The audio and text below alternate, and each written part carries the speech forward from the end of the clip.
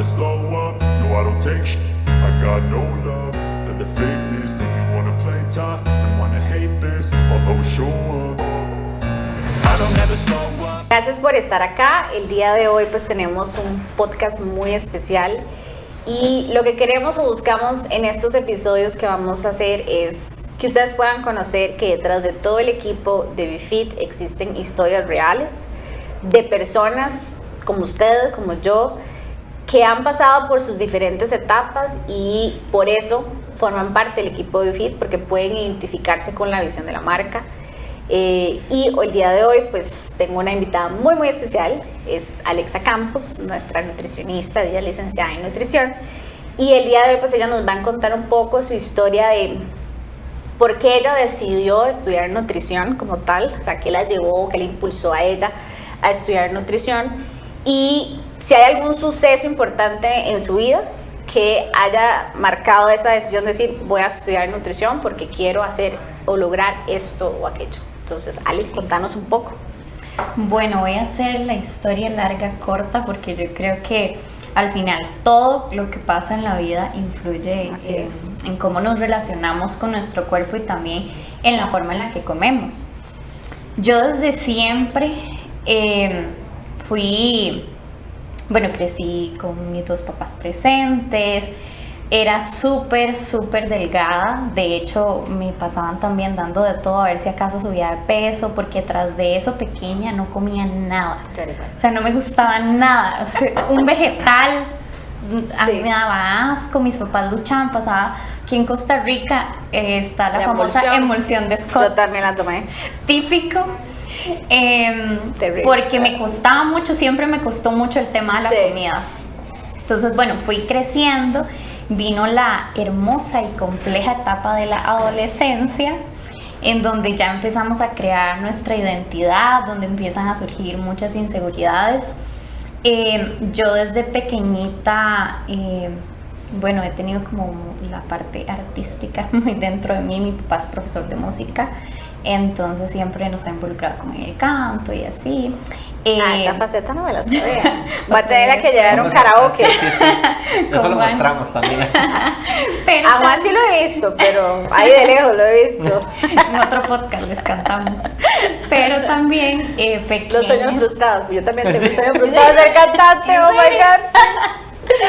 Pero pequeña, como que también eso fue algo que por muchas inseguridades, digamos, participé en concursos y así. El enfrentarme a jurados como que también me marcó y me asustó un poco. Entonces yo dije, bueno, me voy a enfocar más en la parte de la danza y el ballet, que también siempre me gustaba mucho. Entonces, bueno, en ese momento mi hermana me dijo, sí, yo la apoyo, inscríbase en la academia. Entonces yo siempre he sido como muy determinada en las cosas, o sea, si me meto a algo, lo hago bien. Entonces, como a mis 14, 15 años, empecé a enfocarme mucho en el ballet. Era como finalizando octavo del cole, iba a entrar en noveno, y empecé a entrenar porque yo tenía como ese enfoque de quiero ser muy buena, pero detrás de ese quiero ser muy buena estaba tapando tal vez situaciones que estaba atravesando que no sabía manejar y me estaba refugiando en eso. Pasa el tiempo, pasa un año y ya yo empiezo a tener conductas súper nocivas con el tema en cómo me percibo yo y la forma en que como. Empiezo a desarrollar anorexia nerviosa. Yo sabía que yo tenía un problema, o sea, yo lo tenía muy claro, pero cuando uno tiene un trastorno de alimentación, lo menos que uno quiere es que la persona le diga, coma, está muy flaca, porque en mi caso, como les decía, yo era muy delgada, pero yo así no era como yo me veía. Yo recuerdo que siempre teníamos que ensayar con el leotardo y todo el asunto, y yo me veía con el leotardo y yo decía, no me gusta, me veo demasiado gorda, me veo demasiado mal, y tal vez estaba realmente delgada. En ese momento estaba también atravesando situaciones emocionales aún, que hablamos también en un episodio de Pequeñita, que empezaron a florecer, ¿verdad? Entonces, demasiadas inseguridades, temas que no había sanado. y lo empecé a externar de esa manera. Yo creo que todos externamos las cosas como de manera... una válvula de escape. Exacto, en ese momento yo lo externé con el tema de la comida. Yo siempre he sido una persona como muy reservada con mis cosas, entonces no era como que yo llegaba y le decía, ay, ma, vea, no estoy comiendo. No, yo siempre andaba con una sonrisa, detrás de esa sonrisa había demasiado dolor en mi corazón, demasiada frustración. Entonces la gente decía, no, es que está haciendo mucho ejercicio. Mi mamá tiene la bendición de que ella sabe coser, entonces ella siempre es la que me arreglaba la ropa, pero en ese momento yo me aprovechaba, entonces yo le decía, no, es que se me estiró este pantalón. Mentira, o sea, cada vez yo venía bajando. Y para hacer la historia corta, mi hermana, que me conoce demasiado bien, ya ella sabía que ya yo tenía un problema porque yo, digamos, entrenaba 2 horas de ballet todos los días y si acaso hacía el desayuno. No. Yo era todos me amaban en el cole porque yo llevaba toda la comida y se los regalaba a todos. Siempre comíamos, recuerdo, era como un pasillo y yo, ¿usted quiere esto? ¿Quiere esto? ¿Quiere esto? Y yo todo lo regalaba. Y yo quería comer. Claro. Pero tenía pánico a comer, porque cuando uno también desarrolla un trastorno de alimentación, uno sabe que cómo restringirse, claro, cómo balancear. Entonces yo me sabía todo aquí. Cuántas calorías, pasaba revisando etiquetas, compensaba demasiado. Si me comía un chocolate, entonces me quedaba un rato más practicando. Y en eso mi hermana me dijo que ya estás bajando demasiado, te ves mal, te ves enferma. Yo lloraba demasiado todos los días ahí en mi soledad y me dijo, te voy a buscar ayuda. Entonces en ese momento, busqué ayuda como en muchas áreas, me apoyé de personas a nivel de psicología, me buscó a una nutricionista, busqué ayuda espiritual también. Y en ese momento me llevaron donde una nutricionista y ahí empieza mi historia. Fue la peor experiencia de mi vida. Oh my God. La peor experiencia de mi vida. En ese momento, primero, no tuvo para nada tacto. Ajá, ahora yo me pongo en la situación de ver a una persona así, yo digo, jamás, o sea, todo mal, porque en ese momento, claro, uno no sabe cómo lo va a abordar. Claro. Ella me pasó con mi hermana y el novio de mi hermana, tras de eso. Entonces yo no me podía expresar. Sí, no te claro. pasó Yo no sola. quería ir con mis papás, yo dije, jamás. Entonces, ¿y por qué no come? Yo dije, si supiera te diría, ¿verdad? Y al final fue una consulta que me empezó a juzgar demasiado. Tanto así fue que, por obvias razones era menor de edad. Recuerdo que le mandó a mi mamá un correo donde todos mis pliegues, mis parámetros, peso, porcentaje de grasa, todo estaba en rojo, para decirle que literal yo estaba en desnutrición. O sea, y sí es real, o sea, realmente yo llegué a un grado de desnutrición muy heavy. Pero claro, ¿qué hace una mamá donde ve eso? ¡Ay, Dios mío! Hay que darle comida. Hay que darle para comida. tiene que comer. Y yo veía en el plan Vitaminas, más emulsión. esas galletas llenas de azúcar y esos jugos, y yo entraba en pánico, Claro. porque yo sabía la cantidad de azúcar que eso Claro. tenía. Claro.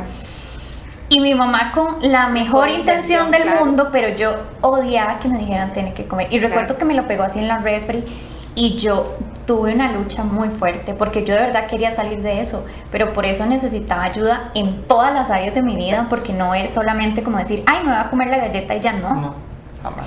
Y fue todo un proceso de perdón, sanar y también como identificar mi valor, porque creo que también mucho de este tema del daño en la autopercepción es mucho de que no hemos entendido el valor que tenemos. Exacto. Sí. Y es que no te lo enseñan tampoco, es... Y la de sociedad No, descubrir. cada el vez- valor Eso. está en lo que se ve.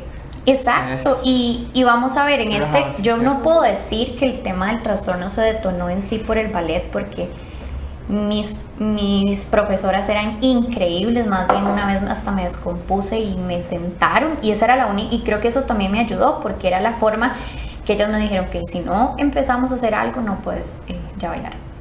Entonces, más bien ellas fueron un apoyo, pero sí fue mucho por el prototipo de la sociedad, ¿verdad? Tenés que ser delgada, estilizada, así, de cierta forma.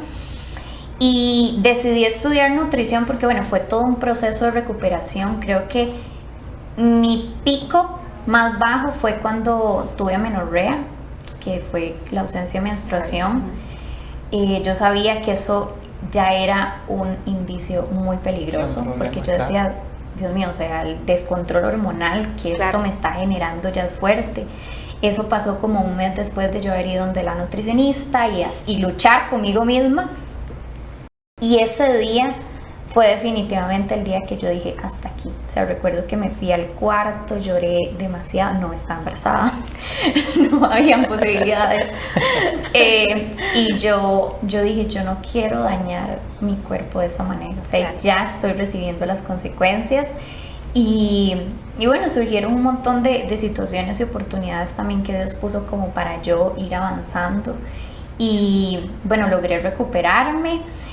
A veces querían venir pensamientos, pero eso es un tema de luchar todos los días. Aún cuando estaba estudiando, a veces saber mucho me llegaba a abrumar. Claro. Y ya luego, conforme pasó el tiempo, pude ir más bien como enamorándome de todo el tema de la ciclonutrición, de los trastornos de la conducta alimentaria. Y no conté por qué decidí estudiar nutrición. Creo que esa experiencia tan mala que tuve me marcó tanto que yo dije, yo no quiero que alguien más sufra lo que yo sufrí. Y cuando algo está para uno, porque cuando yo iba a estudiar, estoy a punto de entrar a estudiar trabajo social, siempre me ha gustado como este tema de ayudar a la gente. Me gustaba mucho la parte de la salud, pero tal vez yo decía, ay, no sé si voy a poder estudiar nutrición por la parte económica, que eso también fue todo un milagro. Que yo pudiera estudiar y llevar la carrera como tal, y bueno, pude entrar al final, y ahorita es como una de las áreas que más me gusta, y que por eso también he tenido conflictos en conversaciones cuando opinan del cuerpo de otros, cuando hablan de otros, cuando hablan de dietas y de muchas cosas, que al final tener un objetivo físico está bien. Sí. De hecho, yo paso hablando con Juan porque he estado en un proceso de aumento de masa muscular. Y yo le decía, Juan, en otro momento de mi vida, aumentar 2 tallas de pantalón era trágico. Trágico. Hubiera sido trágico, pero ahora ya entiendo por qué, porque estoy aumentando músculo y muchas cosas, mi perspectiva ha cambiado, y también es válido tener objetivos, pero ya no lo hago desde un enfoque restrictivo ni también insano, sino por salud, que creo que esa es la diferencia, ¿verdad? Como nunca le vamos a quedar bien a la sociedad. Quiero cerrar esto con este punto. Nunca le vamos a quedar bien a todo el mundo.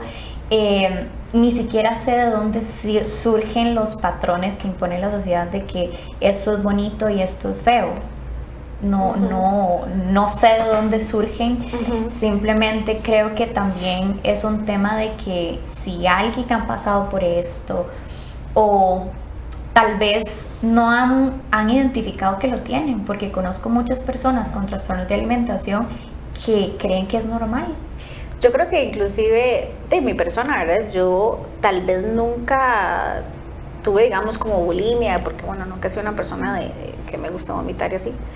Pero yo desde que estoy con vos, o sea, he identificado, digamos, que sí, o sea, existen muchos tipos de trastornos, muchísimos tipos de trastornos de conducta alimenticia, no los típicos 2 que conocemos, sino que existen un montón más.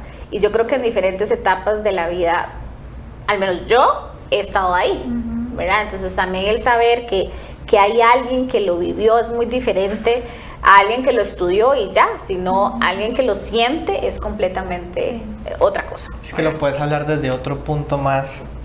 Desde la empatía. Sí, tal vez no tan superficial como a veces lo tocan, sino que usted lo vivió. Entonces es desde un ángulo totalmente diferente.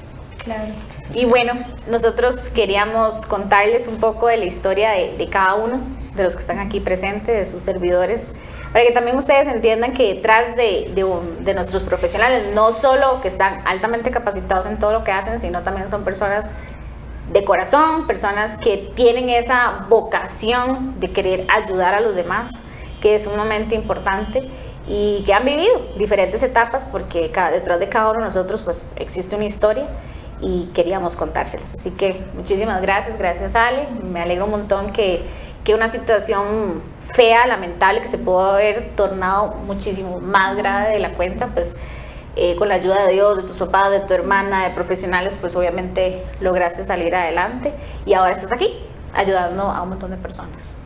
Así que muchas gracias y gracias a ustedes por escuchar este episodio.